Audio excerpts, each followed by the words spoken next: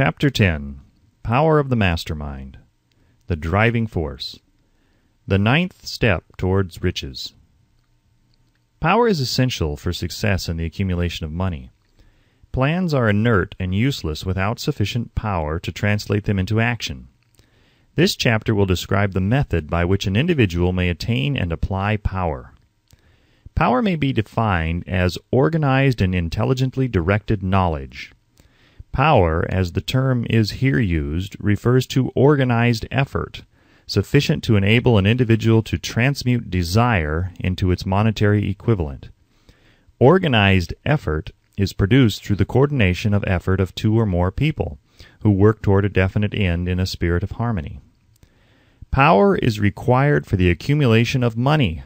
Power is necessary for the retention of money after it has been accumulated. Let us ascertain how power may be acquired. If power is organized knowledge, let us examine the sources of knowledge. A. Infinite intelligence. This source of knowledge may be contacted through the procedure described in another chapter with the aid of creative imagination. B. Accumulated experience. The accumulated experience of man, or that portion of it which has been organized and recorded, may be found in any well-equipped public library. An important part of this accumulated experience is taught in public schools and colleges, where it has been classified and organized. C. Experiment and research. In the field of science and in practically every other walk of life, men are gathering, classifying, and organizing new facts daily. This is the source to which one must turn when knowledge is not available through accumulated experience. Here, too, the creative imagination must often be used. Knowledge may be acquired from any of the foregoing sources. It may be converted into power by organizing it into definite plans and by expressing those plans in terms of action.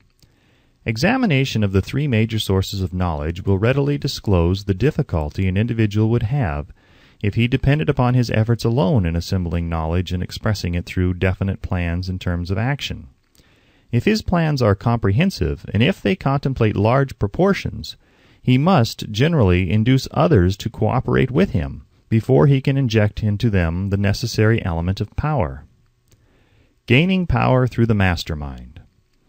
The mastermind may be defined as coordination of knowledge and effort in a spirit of harmony between two or more people for the attainment of a definite purpose. No individual may have great power without availing himself of the mastermind. In a preceding chapter, instructions were given for the creation of plans for the purpose of translating desire into its monetary equivalent. If you carry out these instructions with persistence and intelligence, and use discrimination in the selection of your mastermind group, your objective will have been halfway reached even before you begin to recognize it. So you may better understand the intangible potentialities of power available to you through a properly chosen mastermind group. We will here explain the two characteristics of the mastermind principle, one of which is economic in nature and the other psychic. The economic feature is obvious. Economic advantages may be created by any person who surrounds himself with the advice, counsel, and personal cooperation of a group of men who are willing to lend him wholehearted aid, in a spirit of perfect harmony. This form of cooperative alliance has been the basis of nearly every great fortune. Your understanding of this great truth may definitely determine your financial status. The psychic phase of the mastermind principle is much more abstract, much more difficult to comprehend, because it has reference to the spiritual forces with which the human race as a whole is not acquainted. You may catch a significant suggestion from this statement. No two minds ever come together without thereby creating a third invisible, intangible force, which may be likened to a third mind. Keep in mind the fact that there are only two known elements in the whole universe, energy and matter. It is a well-known fact that matter may be broken down into units of molecules, atoms, and electrons. There are units of matter which may be isolated, separated, and analyzed. Likewise, there are units of energy. The human mind is a form of energy, a part of it being spiritual in nature. When the minds of two people are coordinated in a spirit of harmony, the spiritual units of energy of each mind form an affinity, which constitutes the psychic phase of the mastermind. The mastermind principle, or rather the economic feature of it, was first called to my attention by Andrew Carnegie over 25 years ago. Discovery of this principle was responsible for the choice of my life's work. Mr. Carnegie's mastermind group consisted of a staff of approximately 50 men with whom he surrounded himself for the definite purpose of manufacturing and marketing steel. He attributed his entire fortune to the power he accumulated through this mastermind. Analyze the record of any man who has accumulated a great fortune, and many of those who have accumulated modest fortunes, and you will find that they have either consciously or unconsciously employed the mastermind principle. Great power can be accumulated through no other principle.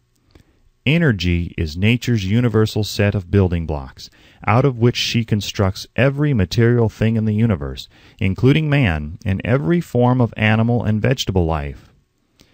Through a process which only nature completely understands, she translates energy into matter. Nature's building blocks are available to man in the energy involved in thinking. Man's brain may be compared to an electric battery. It absorbs energy from the ether, which permeates every atom of matter and fills the entire universe. It is a well-known fact that a group of electric batteries will provide more energy than a single battery.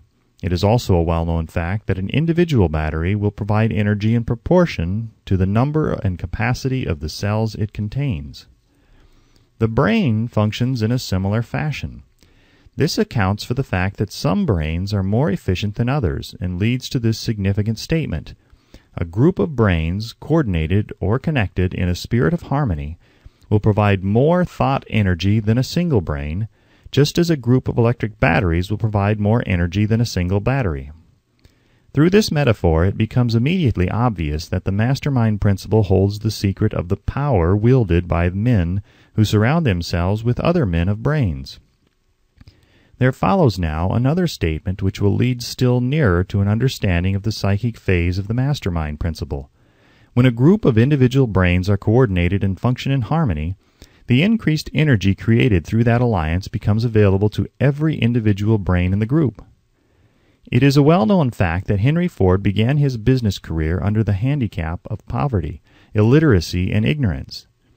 It is an equally well-known fact that within the inconceivably short period of 10 years, Mr. Ford mastered these three handicaps, and that within 25 years he made himself one of the richest men in America. Connect with this fact the additional knowledge that Mr. Ford's most rapid strides became noticeable from the time he became a personal friend of Thomas A. Edison, and you will begin to understand what the influence of one mind upon another can accomplish. Go a step farther and consider the fact that Mr. Ford's most outstanding achievements began from the time that he formed the acquaintances of Harvey Firestone, John Burroughs, and Luther Burbank, each a man of great brain capacity, and you will have further evidence that power may be produced through friendly alliance of minds. There is little, if any, doubt that Henry Ford is one of the best informed men in the business and industrial world. The question of his wealth needs no discussion. Analyze Mr. Ford's intimate personal friends, some of whom have already been mentioned, and you will be prepared to understand the following statement. Men take on the nature and the habits and the power of thought of those with whom they associate in a spirit of sympathy and harmony. Henry Ford whipped poverty, illiteracy, and ignorance by allying himself with the great minds whose vibration of thought he absorbed into his own mind. Through his association with Edison, Burbank, Burroughs, and Firestone, Mr. Ford added to his own brain power the sum and substance of the intelligence, experience, knowledge, and spiritual forces of these four men. Moreover, he appropriated and made use of the mastermind principle through the methods of procedure described in this book. This principle is available to you. We have already mentioned Mahatma Gandhi. Perhaps the majority of those who have heard of Gandhi look upon him as merely an eccentric little man who goes around without formal wearing apparel and makes trouble for the British government. In reality, Gandhi is not eccentric, but he is the most powerful man now living. Estimated by the number of his followers and their faith in their leader, Moreover, he is probably the most powerful man who has ever lived. His power is passive, but it is real. Let us study the method by which he attained his stupendous power. It may be explained in a few words. He came by power through inducing over 200 million people to coordinate with mind and body in a spirit of harmony for a definite purpose. In brief, Gandhi has accomplished a miracle, for it is a miracle when 200 million people can be induced, not forced, to cooperate in a spirit of harmony for a limitless time. If you doubt that this is a miracle, try to induce any two people to cooperate in a spirit of harmony for any length of time. Every man who manages a business knows what a difficult matter it is to get employees to work together in a spirit even remotely resembling harmony. The list of the chief sources from which power may be attained is, as you have seen, headed by infinite intelligence. When two or more people coordinate in a spirit of harmony and work toward a definite objective, they place themselves in position through that alliance to absorb power directly from the great universal storehouse of infinite intelligence. This is the greatest of all sources of power. It is the source to which the genius turns. It is the source to which every great leader turns, whether he may be conscious of the fact or not. The other two major sources from which the knowledge necessary for the accumulation of power may be obtained are no more reliable than the five senses of man. The senses are not always reliable. Infinite intelligence does not err. In subsequent chapters, the methods by which infinite intelligence may be most readily contacted will be adequately described. This is not a course on religion. No fundamental principle described in this book should be interpreted as being intended to interfere either directly or indirectly with any man's religious habits. This book has been confined exclusively to instructing the reader how to transmute the definite purpose of desire for money into its monetary equivalent. Read, think, and meditate as you read. Soon the entire subject will unfold and you will see it in perspective. You are now seeing the detail of the individual chapters. Money is as shy and elusive as the old-time maiden. It must be wooed and won by methods not unlike those used by a determined lover in pursuit of the girl of his choice. And coincidental as it is, the power used in the wooing of money is not greatly different from that used in wooing a maiden. That power, when successfully used in the pursuit of money, must be mixed with faith. It must be mixed with desire. It must be mixed with persistence. It must be applied through a plan, and that plan must be set into action. When money comes in quantities known as the big money, it flows to the one who accumulates it as easily as water flows downhill.